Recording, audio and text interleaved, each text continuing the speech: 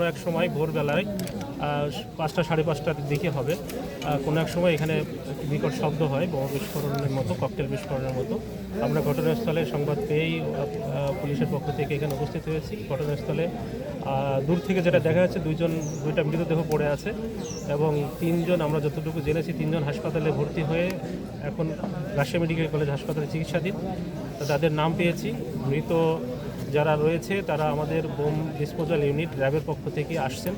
তারা আসার পরে এই ঘটনাস্থল তারা পরীক্ষা করবেন এবং আরও কোনো আলামত বা অবিস্ফোরিত কিছু আছে কিনা সেটা তারা দেখার পরে এরপরে মৃতদেহ আমরা আমাদের আইনানুগ প্রক্রিয়ায়, যেটা সুরতাল করা বা তাদের পরিচয় শনাক্ত করা, এই কাজগুলো আমরা করি। দেখেছেন যে আমরা এখনও লাশের কাছে যেতে পারছি না এবং লাশগুলো অনেকটা বিকৃত অবস্থায় আছে।